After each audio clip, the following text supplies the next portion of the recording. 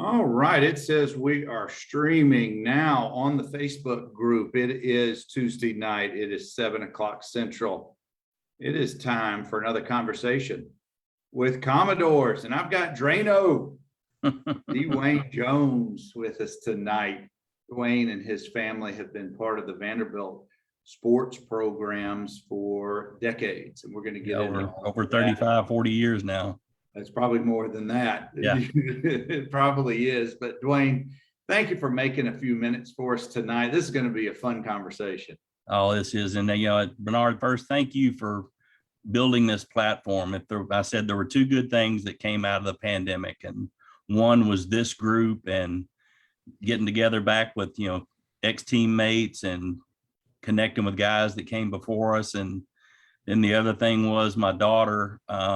I got to spend a year and a half with her since she didn't get to go to college on campus. You worked with me as a dental assistant for a year and a half. So, that's a year that I'm thankful to have, but also disappointed she didn't get that freshman experience on campus. But we made the most of it with her being with me at the office.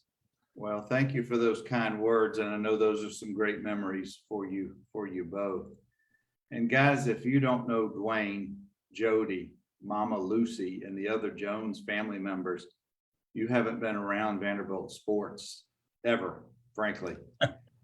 Dewayne was an undergraduate a couple of years ahead of me and was part of the Luke and Kelly system in equipment, being managers, and so many more things that we're going to get into all kind of good stuff. But before we do, Dewayne, we got a bunch of folks have already started rolling through. I want to let you know Coach Gene Wyndham is with us. Oh, yeah. We got one of your running buddies, Mr. Tyler Chastain. Oh, yes, sir. And Jay Fishesher so far. We got some good ones in here. Well, two are excellent. One is questionable. Tony Piercy says. Oh, TP, one of the greats, one of the better wide receivers we ever had. He said, Lucy is a saint and the apple doesn't fall far from the tree. Well, thank you, Tony. And I certainly think of her that way too. She was, the Vanderbilt athletes, from basketball to football, every one of them were her kids. They weren't just student athletes. They were literally her kids. And we're going to have a special Lucy Jones segment of our conversation. Oh, I've got plenty of notes over here for that. So we can. Let's talk about growing up in the Jones household. What town, what high school, what sports, what got you? I grew up in Old Hickory Hermitage, kind of went to DuPont High School, the same high school that Brad and Chris went to. Say it the right way. Hey, that's the way it said here, DuPont High School, or as we called it, Gaines Academy. There you go. Because they were actually going to close our high school after my sophomore year. Mm-hmm. And ironically enough, they kept it open until Brad graduated in '86, and then they shut it down. So once the last Gaines brother went through, they shut it down. But I played football at DuPont, and actually I was a small kid and kind of late grower. I weighed 100 pounds maybe in ninth grade, and then DuPont was 10 through 12. Mm-hmm. So I didn't go out, but I was in the football coach, of course, was our gym teacher, and ironically enough, the football coach went to high school with my mom. And it's always a connection to mom. And so we're playing flag football, and it was when Coach Brown was at Vanderbilt. So I'd gone to lots of practices and picked up little pattern combinations. So we were playing flag football, and I was throwing it around, and he had some of the football players come out, and they were on the defense, and I was just eating them alive, picking them apart with routes. And so he asked me to come on and join the football team my junior year, which I did and thoroughly enjoyed it. But first practice, I'd never taken a snap underneath center. So it took a good 30 minutes for me to even get that part down on how to take a snap. And I can't tell you how many broken fingers before I finally figured it out. But at the time, Chris was the quarterback and I was the backup. And then, as Chris said in his other meeting, we were getting trounced not trounced, but we were down a touchdown and weren't moving the ball very well. and they put Chris in at tailback. And so I got to play a few downs, and then lo and behold, the quarterback that had quit the team during 2-a-days showed back up. So I got bumped back to number 2 again. So, but during the year that, Chris he'd rip off 250 yards in the first half, and the coach would pull the starters. So then I'd get to go out and call my own plays, all 6 of them that we had on offense. We had a trap, a power ISO, and a sweep left and right, and that was our playbook. So it wasn't like I had a whole lot of freedom there to call a game. But so I did get to play with Chris, and my senior year, Brad was a sophomore coming up, and then I dislocated my shoulder during 2-a-days. So I quit playing at that point in time. And so I didn't get the opportunity to play with Brad, but did all get to reconnect once we got to Vanderbilt. And brother Jody is how much younger? He's 4 years younger than I am, and he played at Donaldson Christian, and they won the state for the first time in their school's history his junior year, and then got beat in the finals their senior year, and he holds the school record for tackles. Started for 3 years and had recorded over 600 tackles in those 3 years. So wow. He was quite the athlete, and then walked on it. He spent a year at MTSU working out, and then transferred to Vanderbilt, but had the misfortune of playing behind a pretty good guy named Shelton Quarles. So his playing time was not meant to be. He played some special teams, and then he got hurt his senior year in belt buckle. He broke a vertebrae in his back, so that ended his college career. So wow. But he was a really good athlete and unbelievably strong. They did testing before they went to belt buckle, and he was the third rated player on the team as far as speed, strength, and whatever the endurance test. So I think he was ready to blossom had he not gotten hurt. Wow, that's incredible. Third strongest or third highest rated. That's what he said. Had he been 3 inches taller, he might still be playing. He might have played 10 years. And he wouldn't have the other stories that he has now. No, we've had quite some stories and some fun times in our careers since we graduated.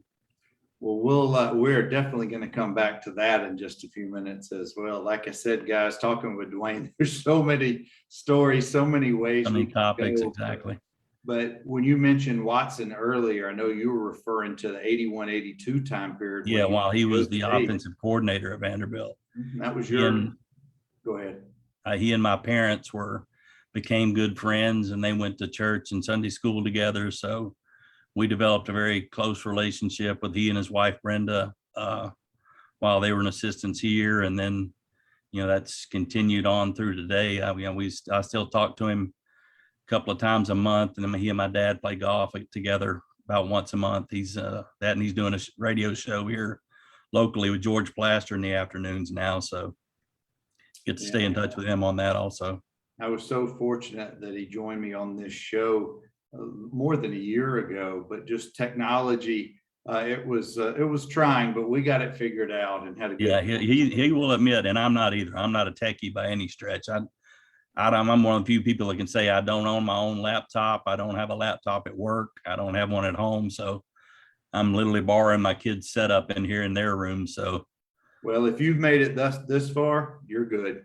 Well, if the phone can't do it, I don't need to do it. That's my theory. That's right. Now, Dewayne, you graduated high school in 84 and you came out to Vanderbilt and undergraduate. So what, at that point, before you come into Vanderbilt, had any other family members already been there? I know your mom, I think, was working. No, mom had been working at Vanderbilt for probably 5 or 6 years at that point. And ironically, she ended up working over 35 years at Vanderbilt, but she started on, it was a 3-day temp job that Ken Hudgens, who was one of our neighbors, who was associate athletic director at that point in time, had asked her if she'd come in and help out 3 days in the ticket office. And 35 years later, she's finally leaving the door, and they still call her back in for meet with people and or with alumni or different groups or a different person they want her to talk to. So she's still connected, doesn't miss a game. For those of you who weren't around campus in the late 80s, we had the core 4, just unbelievable women who really ran that department. Oh, absolutely. June Jakes, Beverly Brothers. I don't know how many years. I know Beverly just retired after 38 years. Mm-hmm. June has been retired for a while. I know she was there more than 20 years. Yeah. Your mom being there for 35 years. 35 years. And that was including a 2-year hiatus to come work for Jody and I. So. And they were the campus moms to the athletes. They were counselors, confidants. It's incredible the resource that they were for so many student athletes. And I know so many parents were that appreciative to have them there. And just a tribute, a real tribute to the three of them. Oh yeah, they were the fan. All of them grew up in the Nashville area and played basketball against one another in high school. So their relationship goes back a number of years, back when they played 3-on, I guess 6 women basketball, half court. So they've all known each other for even, back to high school years. So that connection goes back forever. Well, was it foregone for you coming out of high school that you knew you'd go to Vanderbilt, or had you considered other schools? I only I applied at Vanderbilt, Rice, North Carolina, and trying to think what the 4th school was, Duke, and got accepted everywhere except North Carolina. And so it came down to Rice and Vanderbilt.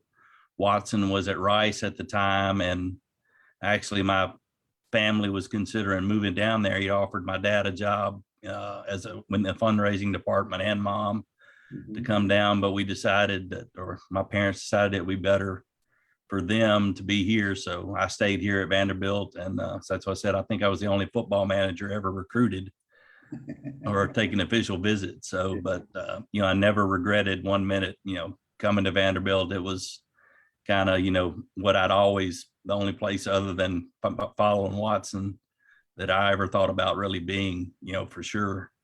So I'd been around on campus since I was a kid. That was my second home. I was going to say you probably attended as many games through the late 70s through the 80s and 90s as anybody affiliated. Oh yeah, we started going to basketball games when literally I was 6 months old, and then started going to football games consistently when Ken Hudgens moved in as our neighbor, and he was actually started out on the football coaching staff and kind of got us more into football, or as equally into football as we were into basketball. So, and then like you're talking about, there wasn't a weekend that went by even before I went to Vanderbilt that there wasn't, a Vanderbilt athlete, a basketball player, a football player coming to our house for holidays, Thanksgiving, Christmas, or just the weekend to come hang out or have a meal or whatever. So, my mom, it was an open table always for anybody that didn't have a place to be, and being a local kid and knowing other guys were so far away, we always made sure, somebody needed a getaway, that, they had that opportunity at my house. And how far was your childhood home to the campus? We were 15 minutes down the interstate. Yeah, pretty easy just to. Oh yeah, that. And ironically, I live now just probably less than a mile from the house I grew up in. So just kind of odd that worked out that way. Excellent. Well, guys, I'm talking with Dewayne Jones, and we're transitioning out of DuPont High School and headed over to, hold on, Dewayne. Got to tell you, one of the keystones, Billy Smith, is here, says to tell you hello. One of the best. All that group of guys made football so much fun, and I look forward to road games every year to go with those guys. And I've got some stories later on that'll really, I hope everybody thinks as funny as I thought they were at the time. And Dewayne, Linda must have let him out of his KP duties. Coach Shep says to tell you hello. All right. He wants to know, are we having the annual Easter egg hunt next spring? Rambo wants to bring his son. And I was going to say, we need some kids. So if Rambo can bring on some more kids, and we get a few more youngsters, we'll be more than happy to fire up the Easter egg hunt again at the Jones household. That was a yearly tradition. The coaches would bring their families and kids, and mom would have an Easter egg hunt and a huge Easter dinner at our house. And, that was always so much fun, and seemed like either Rambo or Jared Holloway would be the one that would find the golden egg just about every year. Well, Dewayne, what about it was one thing just to become a student at Vanderbilt, but how did you get into the equipment manager side? And then tell us your first impressions of meeting Kelly and Luke. Luke and I actually started right the same year. He started the summer right as I was coming in. So, and I had, kind of known Bill because I'd been around practice and the facility in Vanderbilt, of course, for, like I said, I grew up in McGugin Center. If we had a snow day or whatever and mom had to work, we went to McGugin and played in the old basketball gym where the basketball games took place when we were there. So, that was literally my second home. Dewayne, for folks who are younger or don't know about that gym, what is basketball? What are you talking about? It's inside McGugin. We had a full basketball court with a running track above it. And it was the old rubberized court. But there would be basketball games with most of the football players. And, it was, no blood, no foul. And you literally played for blood. I mean, if one of the games is out there, the most competitive people around, they'll compete with you for drinking, eating dinner, playing basketball, whatever. But there were some great basketball players that played football. Will Wolford, probably one of the best post players without a doubt I've ever seen. Wow. Really great around the glass, great hands. Of course, always had great feet. I mean, he proved that in the NFL, playing left tackle, being the first $1 million NFL lineman coming out of Vanderbilt. So, those were some fun times and some fun games. If you didn't leave with a few floor burns, you didn't play. That's right. And I'll never forget having to run on that track above. I think it was either 11 was half a mile, 22 a mile. I can't remember that. Yep. But I know that you had a specific time you had to come under. And it's not as if you're running alone. You're running with 20 or 30 others in the same direction on a track. So it's like starting a marathon and you're competing for lanes. That's right. And it's only about 5 people across, if that. Yeah, it was if that 5 lanes across. Yeah. Max. Yeah. But that's also currently, I believe, where the Olympic sports. It's now the Olympic sports weight room, and they've completely converted it around, and it's very nicely equipped, beautifully decorated. So, it's a very functional and good space, but still a lot of good times had in that room before that it became a weight room. Dewayne, I can remember taking batting practice cuts in the off season in that same gym. Oh yeah, where the baseball team had a batting cage built in there. Absolutely. They sure do. Oh, Kenny Cole says, remember the 50-gallon drums in the hallway outside the basketball court? They were used during the winter workouts so no one would throw up on the court. Wow. At least it was rubber and easy to clean up. So yeah, that doesn't surprise me at all. All right. I've seen more than a few guys throw up in off-season workouts. I interrupted you earlier. Dewayne, talk to me. Talk to us about how is it that you became an equipment manager?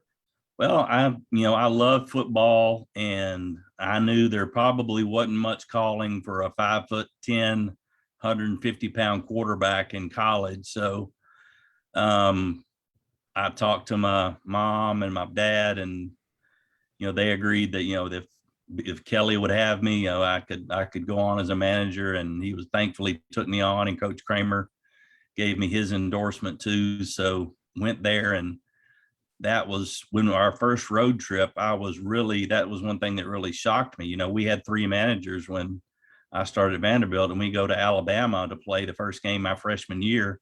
And they roll out 15, 20 managers. I'm like, man, what do y'all need so many guys for? We're functioning with 3. We did it. I'd do an offensive field. One of the other guys would do a defensive field, or vice versa. And then the third one would be the timer up in the tower. Mm-hmm. So, it just blew my mind that other schools had that many people.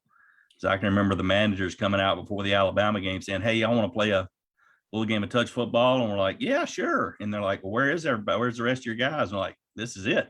This is it, buddy. Hey, and who won that game? Hey, we definitely won that game, and I've got a memory to that game that I don't think anybody else would have. It would have been just the managers. Of course, after we finished stuff up, we'd go out and eat with the Keystones. The equipment staff would, and eat dinner, and then of course, at the time, as Brent Young and Lee Van Dyke and I went out to the campus, and it was of course homecoming in Alabama, so we were hitting up Fraternity Row and stopped at a party, and lo and behold, the house band that night was the Go-Go's before they hit it big. So I had a huge crush on Belinda Carlisle my whole college career after that little encounter. So that's yet Wow. another memory I have from that game. Wow. Well, I've told my memory being a 16-year-old sophomore sitting in the Alabama section and having grown up an Alabama fan.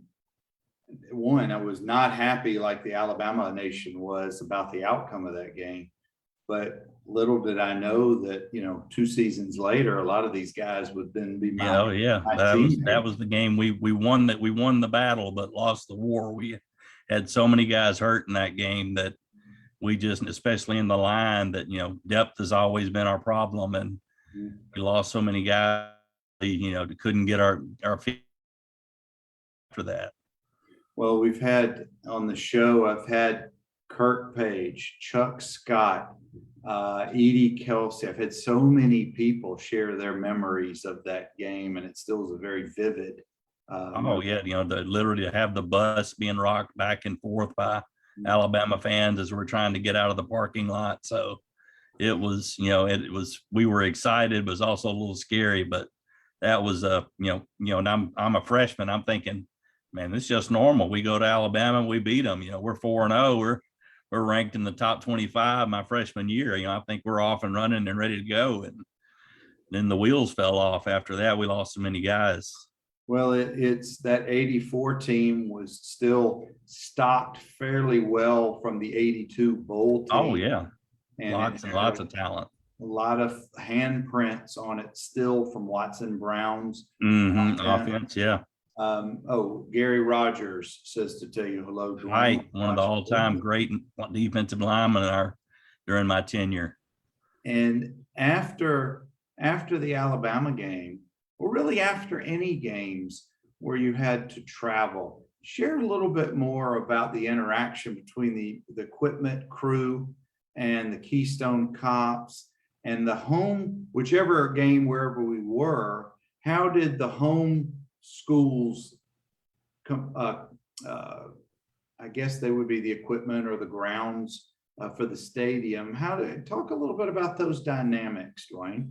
Well, it kind of varied from school to school. Most of them, Tennessee, it was always a horrible environment. You had to park the truck at the top of the hill.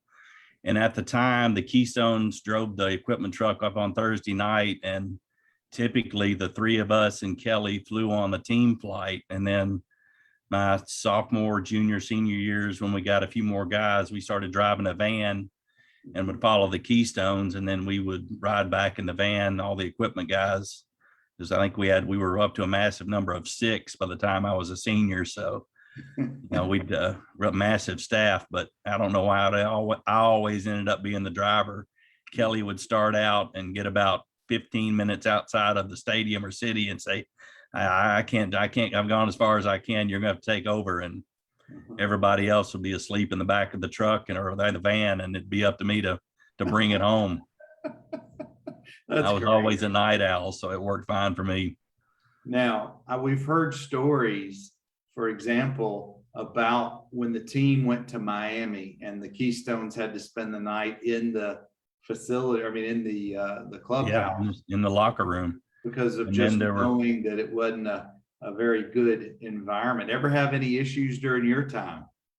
Well, when we went to Ole Miss, they would always patrol out in the parking lot, just for the racial tensions that were still present even during our time, just to make sure there were no incidents. And then finally we started staying closer to Memphis because there's really only one hotel there in Oxford, and it was really could be a not good environment for a visiting team. So they would be out in the parking lot and in the hotel, making their presence known to make sure our guys were protected. So they went above and beyond, not only on game day, and they did this using their vacation time at the police department. It's not like the police department gave them extra vacation or paid for them to come do that. They were doing it on their own.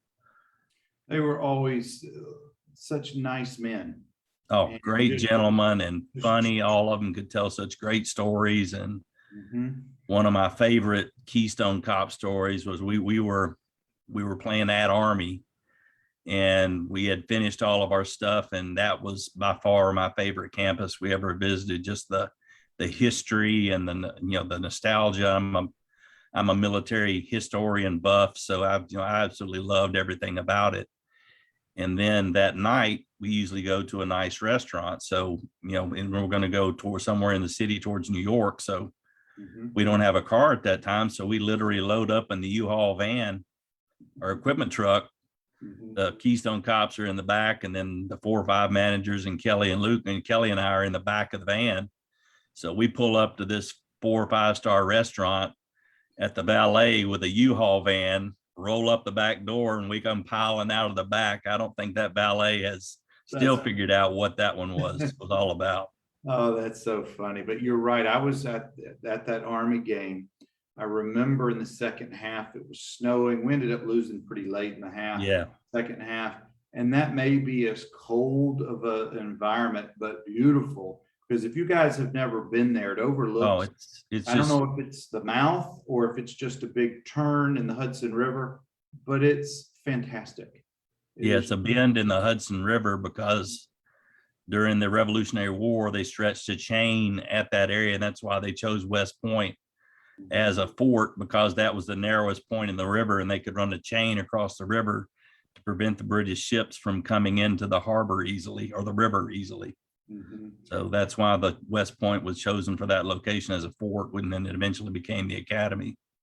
If you're ever looking for a unique setting for a college football environment, I would definitely recommend there. Yeah, that any of the academies, it's incredible, but just especially West Point with the long tradition they have. Seeing the cadets come in their grays is just it's a hair-raising experience if you're even the least bit patriotic or a military person. Dewayne, let's talk about game day responsibilities for the equipment managers, the stuff no one ever sees. How early are you guys have all set up the night before? You go out to dinner, hopefully you get a couple hours sleep, but let's say that it's a 6 o'clock, let's say it's a 2:30 kickoff. We would be there 5 hours minimum before kickoff. Depending on the era, whether we were dressing in the stadium or in Magoogan, most of the time we dressed in the stadium during my tenure. So we would roll all the trunks, uniforms, everything, and set up the locker room just like we would for, basically an away game. But, have everything set up, each player's locker there. And then that morning we'd put the jerseys over the shoulder pads for all the guys. And then the linemen that had to have the 2-sided sticky tape on their jerseys to help keep them holding. And there might have been some armor all applied to jerseys for some guys to prevent holding. I'll withhold names there. I don't want to throw anybody on the bus there, but there were more than a few that tried that trick. Anything we could to gain an advantage. But then we would set up and have everything set at least 4 hours before the buses got there. And then once the buses got there, we would help linemen or whomever get their shoulder pads and everything on, and then go out with a specialist for warm-ups and shag punts, shag field goals. If we're one of the quarterbacks or receivers wanted to go out and throw, we'd throw with whomever wanted to throw or catch or do whatever. And then once the game started, it was the days of corded headsets. So each one of us had I had Coach Brown's headset, and the other guys would take the coordinators, and then we would go and I put a pedometer on one game. We walked 7 miles in that little 40-yard box, following Coach Brown around. So I loved it, being right there, as each call was made and hearing everything. It was it was, once I graduated and quit going, it was hard for me to go sit in the stands and not be on the sidelines because I'd been there for so long. Dewayne, talk about those dreaded cords. Those things just seem to be with a minimum of 70 players and coaches and et cetera, all within the 30s. And your nightmare was the chain crew. They were the one that was the one that would catch you and slap, switch. And you got caught in the chains. That was your worst nightmare. So you tried to lasso out and have 5 yards of, behind you that was clear and be cognizant of where they were. And, if the coach is getting heated and getting into the official, you're trying to pull him back. And of course, there were a time or two Watson had to pull me back to avoid an unsportsmanlike penalty. I probably should have gotten a couple, but thankfully never did. I didn't want to incur that wrath. But I do remember one game that really sticks out. We were playing Rutgers at Rutgers.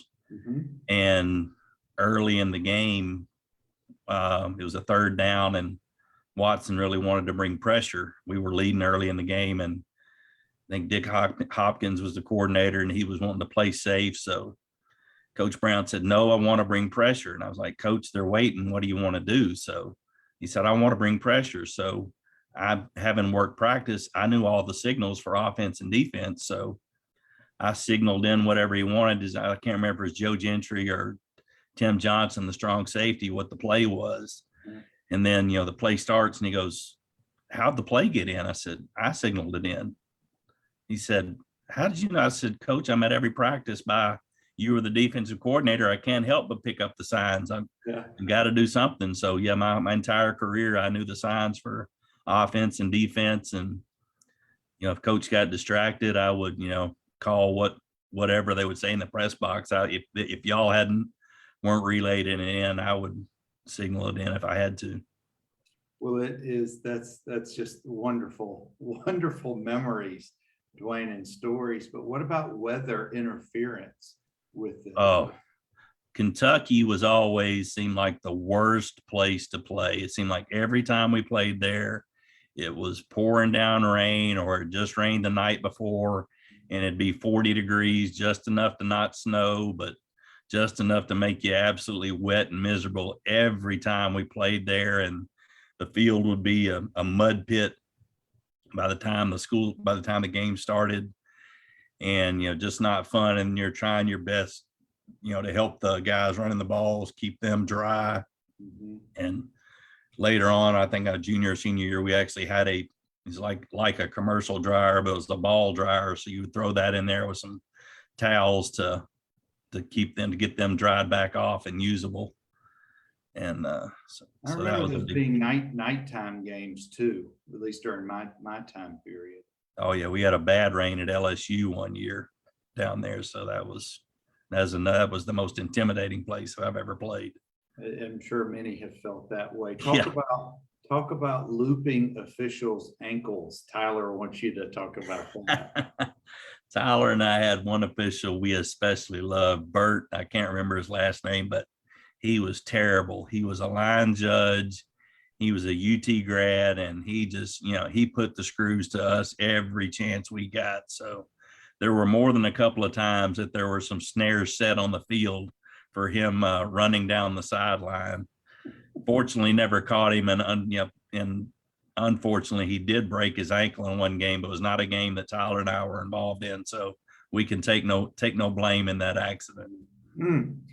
I want to see if your memory is the same as mine, because this is one of my college memories, and it wasn't even on the field. We're playing Maryland at home. Mm-hmm. Dan Henning is the coach. His son, I think, is the quarterback. Mm-hmm. They throw an out route. He overthrows his receiver. I happened to catch it because I was the guy in the path of the ball. Now, do you remember what happened on the next play? If I'm not mistaken, we blew a coverage and they threw a long touchdown pass. Nope. Now, that might have happened in the game. The next play, they run the same play. He overthrows his receiver again. Watson dives in front of me because I'm about to catch it again. Watson dives in front of me and catches the pass. Spikes it, gives me a high five and says something like, "You're not going to show me up in our, in front of our home crowd." I have the tape of it. Oh man, I would love to see that. There's no volume, there's no commentary. It's just the game tape. And it's so grainy and so old. It's very difficult, but you can see him on the ground. But I didn't know if you had remembered that. I didn't remember that, but I did have one when we got the new practice field in the back of McGugin, where we had, it was just when they took over the one practice field, and we just had the one really nice practice field, and it had just been sodded and was getting ready. And so we were getting ready to bring the equipment over for practice, the sleds and the dummies and everything. So we had borrowed Richard Baker and Evan Hyde's truck to bring the stuff over. And as soon as we hit the sod, the truck sinks down axle deep down in the mud. And Coach Mantooth happened to be walking out there. And, as his little drawl, he said, "Dub, I don't know what you're going to do. If you got to take that truck apart piece by piece, Watson better not see you or he'll kill every one of us." So somehow we unloaded the truck, and I somehow managed to get the truck off the field and on there. And it was Tyler and I and Stan Bailey. And we're literally, having mud up to our knees and elbows, because where we fixed the sod and repaired everything, first person we run into when we walk in the building is Coach Brown. And he's like, "Do I even want to know?" I just shook my head and said, "Don't ask, everything's fine." So I was terrified to death that he was going to walk out and see that huge hole where the truck was that we had to repair before we go back inside. But, that was for us a major accomplishment to have a beautiful Bermuda field for just us, for football only. Well, soccer used it some, but mostly they used the football stadium at that point in time. Well, I posted an article earlier today that Andrew Marinus sent me at my request on Richard Baker. It was from the late 70s. And at that point, he had been at the school in one capacity or another almost 40 years. His span at the school must have lasted more than 50 years. Yeah, he was close to 60 years by the time he passed away. I mean, he was working right up until the day he died at Vanderbilt. And so I bring that up because I want you to share, because I don't think his contributions have been recognized. No, not at. He's probably one of the most under-recognized people in that athletic department. He had his pulse on that building, and he knew every player. He knew every student manager, every trainer, of course, everybody administration that worked there. And even if you might not you were having an issue with something, and you wouldn't think anybody knew about it, and Richard would come behind you and put his big arm around you and and start talking to you and giving you advice, and so, "Hey, I heard you've got this or this and that going on, let's come over here and sit down on the couch and talk about it."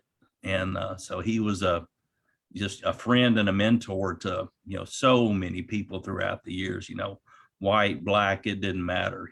Richard loved everybody, and that big smile and infectious laugh he had, I read that article today, and then immediately I could hear that big laugh in the back of my mind. That just brought back such wonderful memories. And he had a great singing voice too.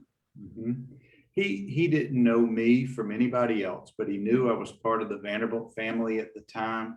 He asked my name. He got to know me a little bit, and he just had his way of just saying hello, or just letting you know that he knew you were there and he was watching out. That really just spoke volumes of his character, who he was, and frankly, his importance to our sports programs. Well, that's Richard embodied to me what separated Vanderbilt, or what separates Vanderbilt from other schools, is the people. In Magoogan at the time I was there, it was a big family. Like you said, between my mom and JJ and Beverly and Poole and Debbie Green, we just had, and then of course, Coach Kramer was there, and it just, a lot of people were intimidated by him, including myself.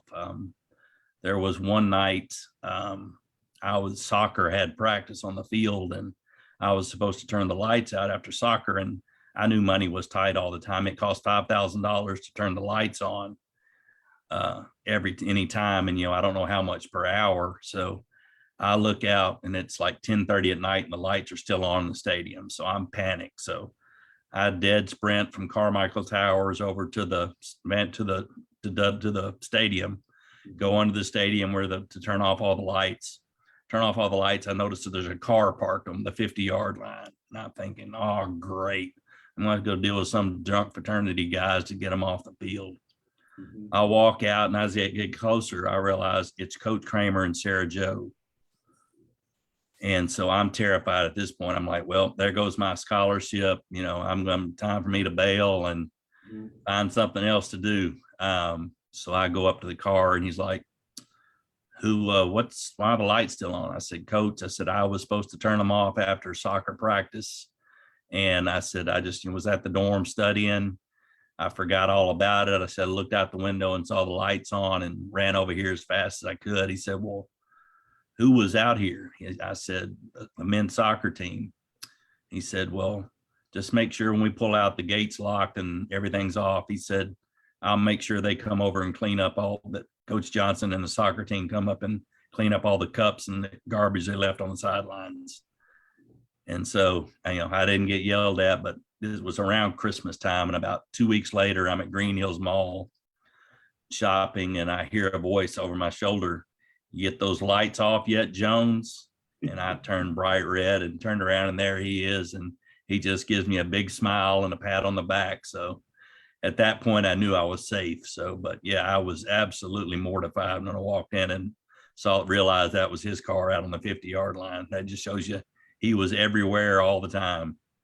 And he was our athletics director for many years. But what people don't realize, when he left Vanderbilt, he took over the SEC and I spent a year as an intern down there. Mm-hmm. And I bet that was a learning experience for you as well. Yeah, well, it's just, again, it's one of the ironies. I went down there as an intern and, really enjoyed it and thought that was going to be my career, was sports management. I'd been offered by Coach Kramer a new position to come on and be a full-time employee. And at that same time, my mom was diagnosed with cancer, stomach cancer. So I was driving back and forth every weekend from Nashville to Birmingham, and Coach Kramer, being the person that he was, would, he knew I was making those long drives at night. So he would say, hey, Sarah Jo and I want to go to Nashville to visit some friends. Would you drive us up? So, I would bring them to Nashville, and that was just his way of, supporting me and making sure I was driving safe and had somebody there. Even one time he said, the conference plane has to go to Nashville to be serviced. Would you ride up on it and make sure they bring it back in one piece? So, just to make sure I came up to see Mom. But had Mom not been diagnosed with cancer, I probably would still be at the SEC office working there. So it just shows you how the wheels and, what God's plan is for you is, you never know, what that diagnosis turned to me to come back, and ended up eventually going to dental school with my brother Jody. And that's what my granddad had a saying: if you ever see a turtle on a fence post, somebody put him there. I know that saying. And and it's true. Everybody that that had connections to me and Jody going to dental school were people that we met while we're at Vanderbilt, either directly or indirectly, as students, or people that were alumni or just supporters of the program. But all of them, had played a big role in Jody and I getting into dental school. So, had Mom not had that diagnosis, I'd still be in Birmingham and would never had the chance of working in dentistry for, the past 23 years.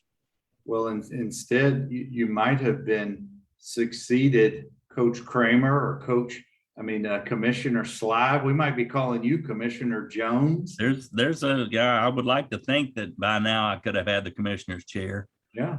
That'd have been some big shoes to fill, though. I'm telling you, he was the smartest man I've ever encountered. There'd be meetings when we were at in the SEC office, and you'd think he's half asleep, and the network guys there, and they're negotiating a TV contract, and everybody kind of says their piece, and then he's not written down a note or anything, and he goes back and is asking questions on exact dollar figures, from CBS or Right. ESPN or ABC, whoever's in the room, and he's never taken down a note, but he remembered everything that everybody said. Wow. So it was just incredible. But instead of you potentially having those future memories, you and Jody now have some pretty awesome memories of your own, just with your practices. So share a little bit about the practice that you guys have had the last 20 plus years. Well, we started out working together at a small office out in Smyrna.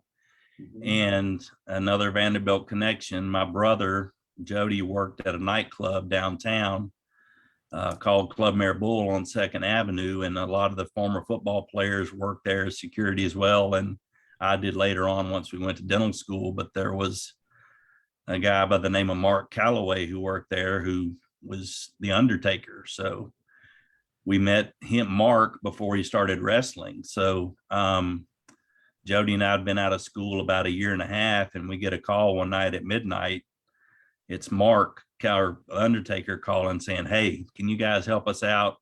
One of the guys got hit in the mouth and broke his front tooth, and he's got to do a 6 o'clock TV show, like a Good Morning Louisville or whatever it was." So we loaded up the car, grabbed some dental supplies, and met the wrestler Test. I'm pretty sure was the wrestler's name or wrestling name.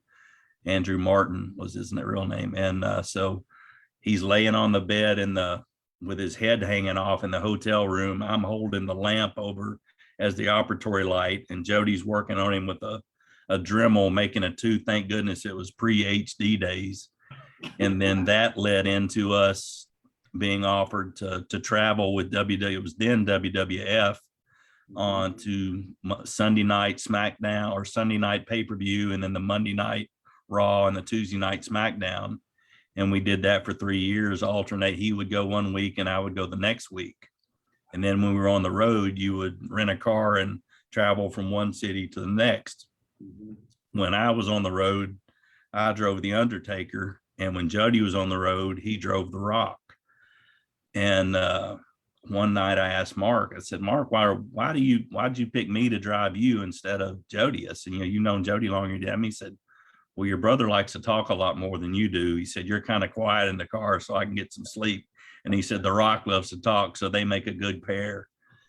So that's what Jody had a funny experience one night. They were coming out of the arena, and Jody got the last rental car. It was a little compact Toyota. So Rock is giving him down the road about getting this little bitty car they've got to travel around in. So they get up to the top. There's about 6 inches of snow on the ground. I forget what city they were in, somewhere in Maryland. And so the Rock rolls the window down. There's a bunch of, teenage, late 20 kids there. And he said, "Hey, how about rolling the People's Champ's car down to the Marriott, guys?" So they literally pushed the car about a half a mile down the road to the Marriott. And then he got out and signed autographs and took pictures with everybody. But just some really fun times that we had on the road with that.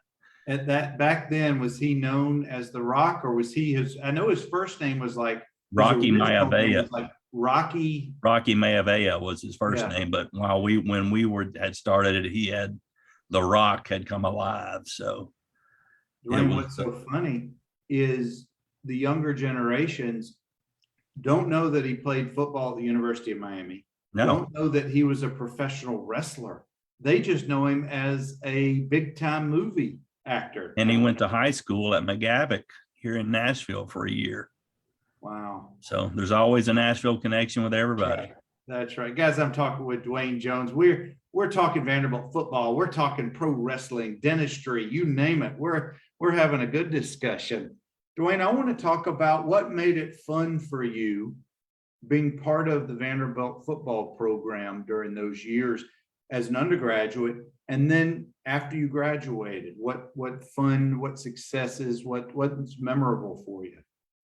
Well, number one, it was, just being part of the team. And that was one of the things that I love so much about the guys at Vanderbilt was, they didn't look at us as student managers. We were part of the team.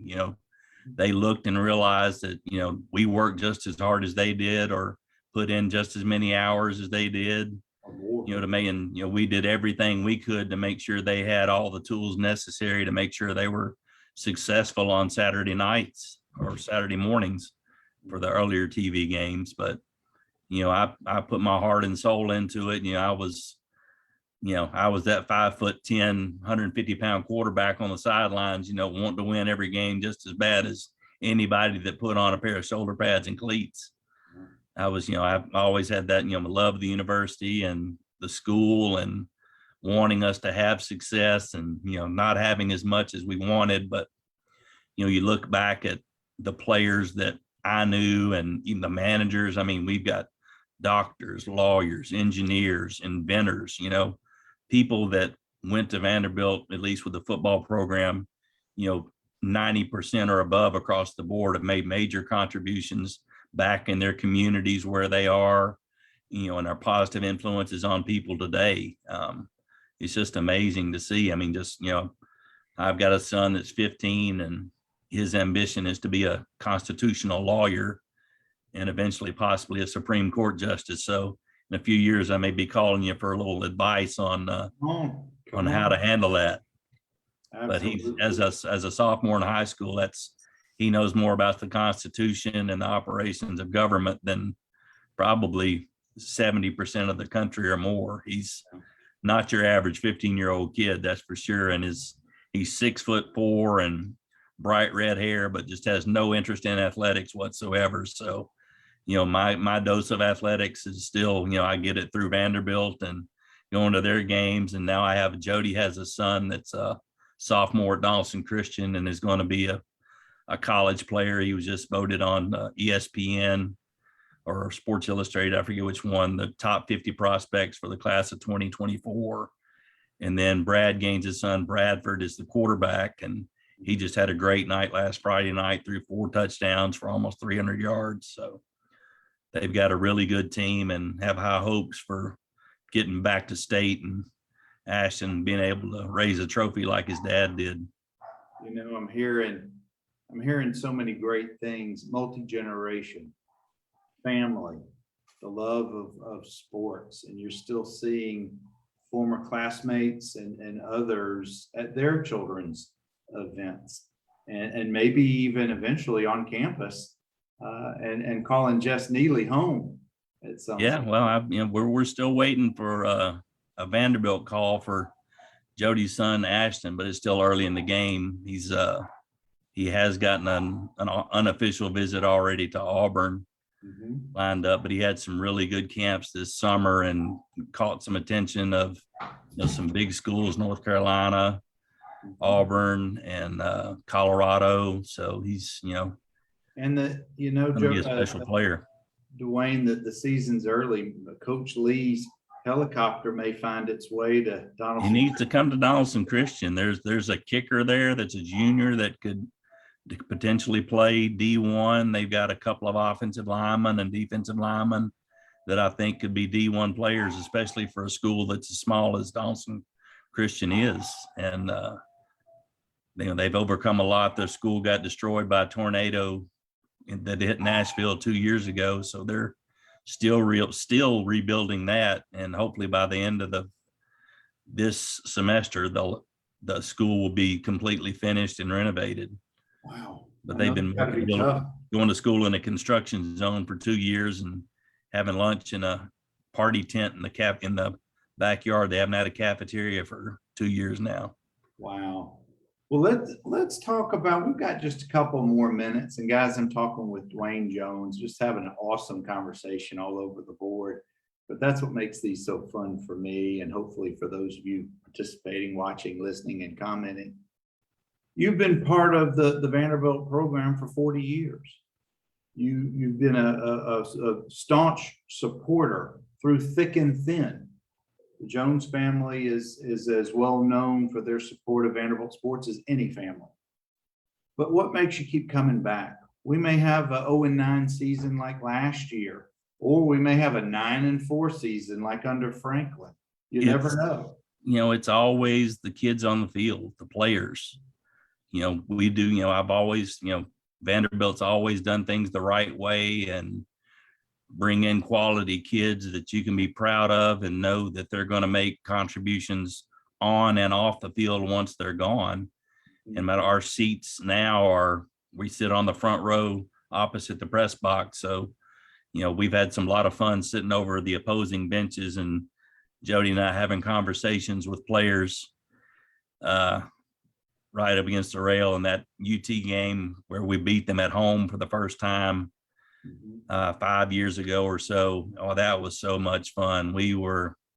Jody and I were all over everyone that we could. I'm sure they had a really good linebacker, and I can't remember his name. And the first series they came off and had stopped us, and he was woofing. And then after that, drive after drive after drive. So we were like 56. You still hadn't got a tackle. You still hadn't got a tackle. You just got steamrolled. Would that have been during the Derek Dooley, or was that after Dooley? I think that was